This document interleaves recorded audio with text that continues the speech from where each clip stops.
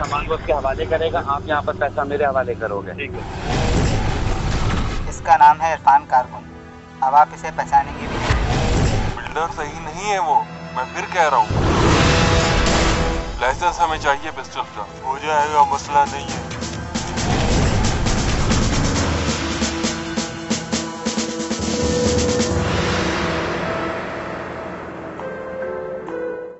नाज़रीन, टीम बेनकाब का मकसद है मुआशरे में फैली हुई बुराइयों को उजागर करना, खास तौर पर ऐसे मसाइल की निशानदही करना जो मुआशरे को खोखला कर रहे हैं। नहायत अफसोस के साथ ये कहना पड़ता है कि शराब जैसी चीज जो उर्फ़ आम में उम्मुल खबाइस यानी खबासतों की मां कहलाती है, हमारे मुआशरे में किसी भी मशरूब की तरह आम दस्तयाब है, लेकिन कानून इसके बारे में कुछ और कहता है।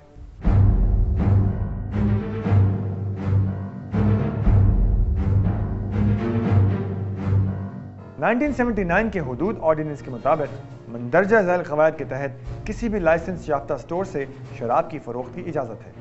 किसी तिब्बी इस्तेमाल के लिए, किसी साइंटिफिक इस्तेमाल के लिए, गैर मुस्लिम पाकिस्तानियों की मजहबी महफिल में इस्तेमाल के लिए, किसी गैर मुल्की को जो मुसलमान ना हो फरोख्त की इजाज़त है। और इसके अलावा एक्सपोर्ट की गर्ज से किसी इदारे या शख्स को लाइसेंस जारी किया जाता है। इस कानून की हमारे मुआशरे में इम्प्लीमेंटेशन चेक करने के लिए टीम बेनकाब ने शहर में मौजूद मुख्तलिफ शराब खानों का रुख किया।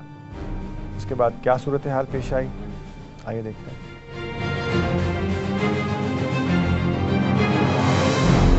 आमतौर पर इन शराब खानों से शराब हासिल करना कोई हैरत अंगेज अम्र नहीं है। यहाँ तक कि खवातीन और बच्चे भी बाआसानी अपना मनपसंद ब्रांड खरीद सकते हैं। कुर्सी भी निप दे दें, कुर्सी भी दे दें। वाइट है, वाइट तो आती है ना, वाइट इसी में निप में वाइट, वाइट वाली नहीं है निप में, वो वाली दे दें मुझे।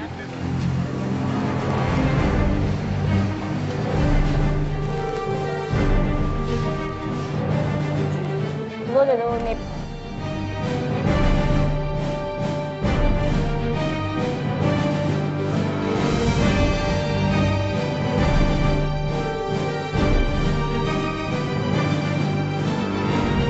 टीम बेनकाब के एक रुकन ने इन शराब खानों से शराब तो हासिल की, साथ में ये बात भी सामने आई कि शराब हासिल करने के लिए जरूरी नहीं है कि इन शराब खानों तक जाएं।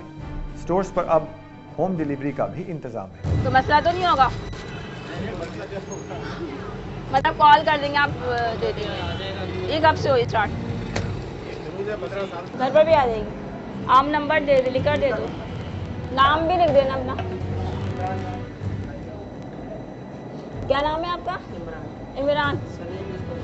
अच्छा, थैंक यू। तो नहीं है ना? नहीं नहीं, ये इधर ही क्या कहते हैं अपना ये हसन स्क्वायर की तरफ। हसन स्क्वायर नहीं आगे,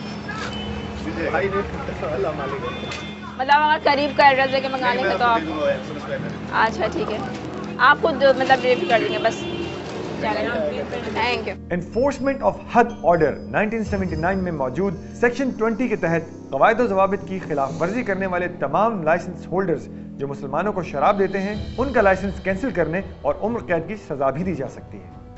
लेकिन लगता है कि महकमा एक्साइज एंड टैक्सेशन के अहलकार और ओहदेदारान शायद इस कानून से वाकिफ ही नहीं हैं, या फिर जानते बूझते इसकी खुली आज़ादी दी जा रही है। शराब की ट्रेडिंग के हवाले से ये है कि मुसलमानों को तो सेल कर ही नहीं सकते, लेकिन ये हदूद ऑर्डिनेंस 1979 में वाज़े तौर पे ये था कि अगर ये शराब सेल करते हुए अगर पकड़े जाएं तो उनके ख़िलाफ़ ताज़ीर की सज़ा भी है और फ़ाइन वगैरह भी है। दूसरी तरफ अब ये बात भी आम है कि अब लोग शराब खानों से शराब हासिल करके वहीं पर बैठकर शराब नोशी भी करते हैं, जिसमें इलाका पुलिस न सिर्फ खामोश नजर आती है बल्कि खुद भी इन्हीं स्टोर से शराब खरीदती भी दिखाई देती है।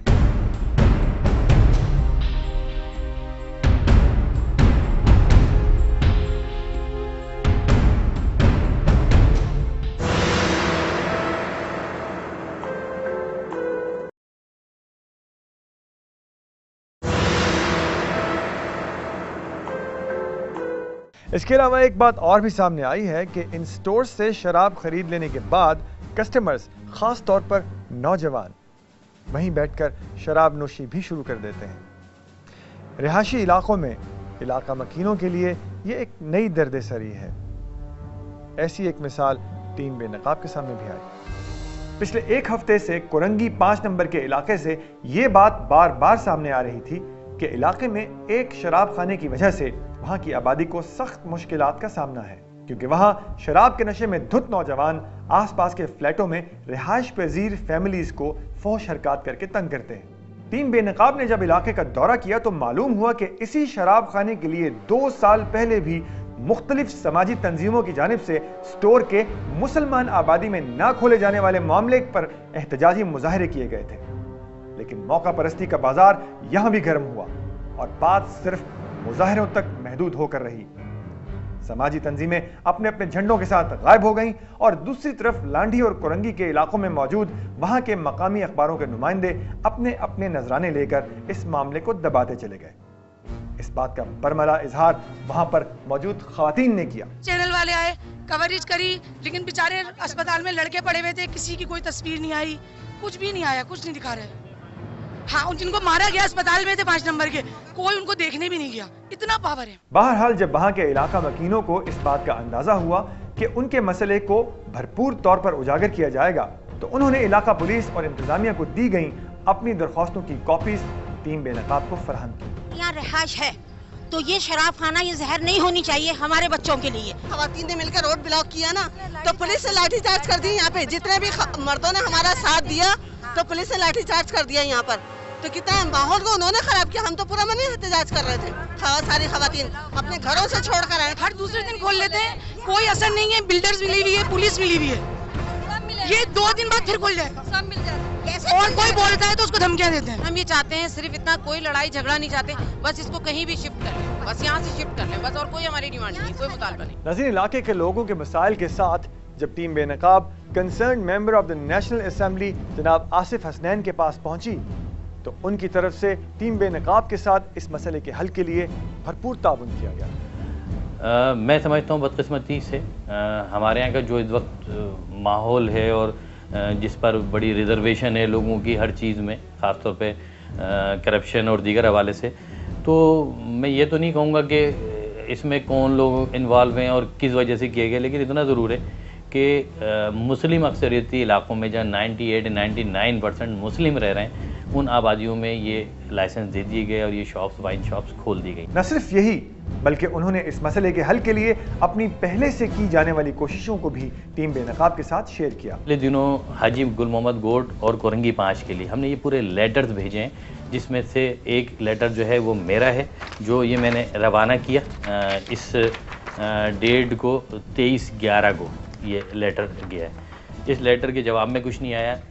फिर मेरी मुकेश चावला साहब से इस मसले पे बात हुई और मैंने उनको बताया कि जी इस तरह के काम है। उन्होंने यकीन दहानी कराई कि हम इसकी इंक्वायरी करेंगे। नहीं हो सका। उसके बाद जब ये काम नहीं हो सका तो मैंने इसके पूरे एविडेंस के साथ हमारे MPA जो हैं खालिद इफ्तिखार भाई, उनको मैंने दिया सारे पेपर्स के भाई मैं ये भेज चुका हूँ और ज़्यादा फेडरल का मसला नहीं है, सूबाई मसला है, तो आप भी इसका फॉलोअप लें। उनके सारे एविडेंस जो हाजी गुल मोहम्मद गोड और कोरंगी 5 के थे उनको भिजवाए गए।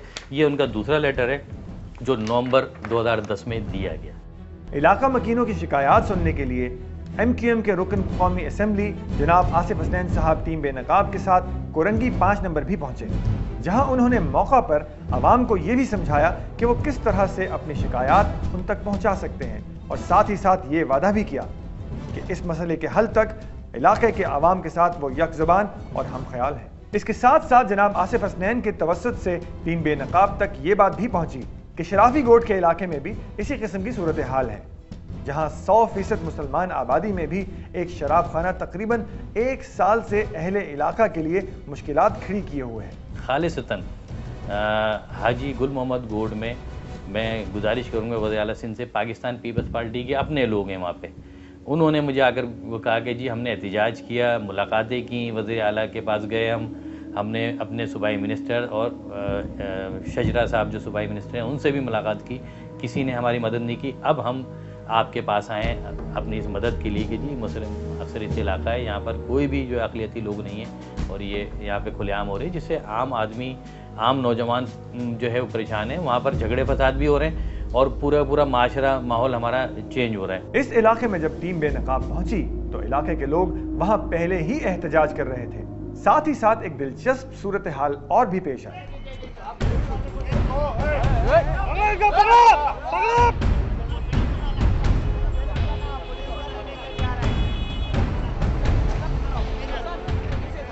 यहाँ जो है ना ये पुलिस वाले भी आते हैं और इनकी मूवी बनी। सही है।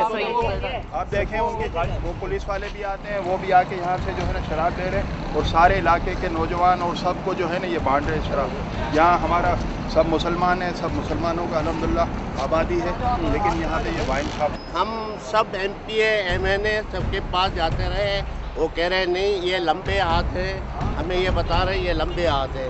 तो ये लंबो हाथ का पूछते भाई कैसे लंबे हाथ है, कह रहे हैं ये लंबे हाथ है, ये बंद नहीं हो सकता चाहे तुम कुछ भी कर लो। नामंजूर, शराब मुसलमानों की आबादी में शराब खाना नामंजूर, मुसलमानों की आबादी में शराब खाना नहीं चाहिए।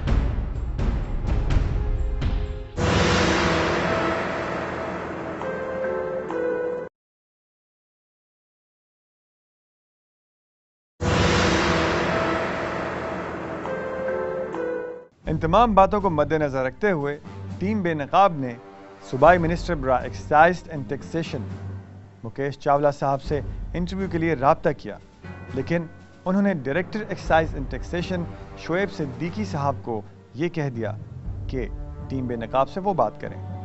लेकिन इंटरव्यू के लिए शोएब साहब भी तैयार ना हो सके और उन्होंने अपनी मसरूफियात का बहाना बनाते हुए डेप्यूटी डायरेक्टर इकबाल साहब को टीम बेनकाब को इंटरव्यू देने के लिए हदायत की।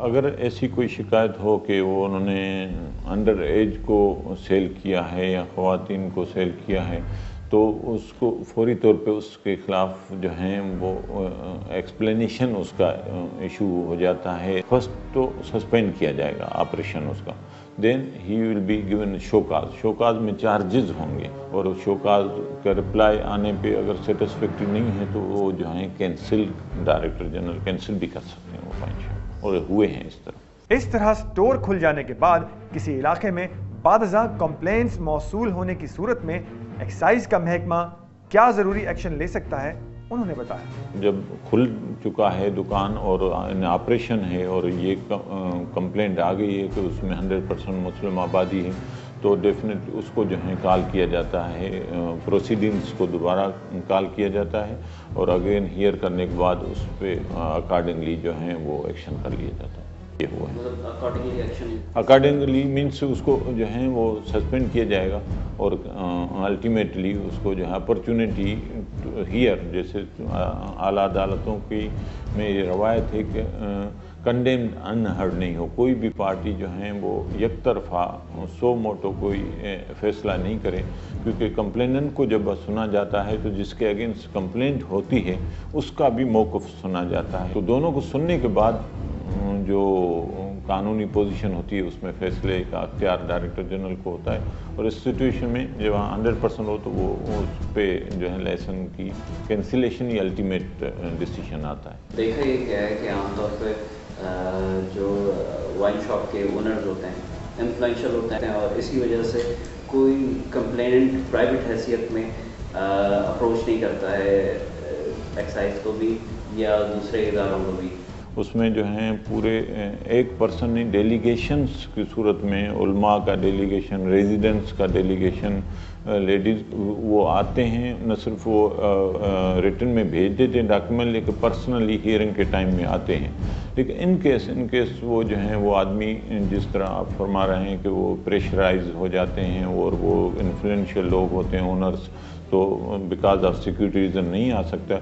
उस सूरत में हमारा एक इंटेलिजेंस विंग है प्रोविंशियल लेवल पे भी इंटेलिजेंस ऑफिसर है और डिविजनल लेवल पे भी इंटेलिजेंस ऑफिसर है।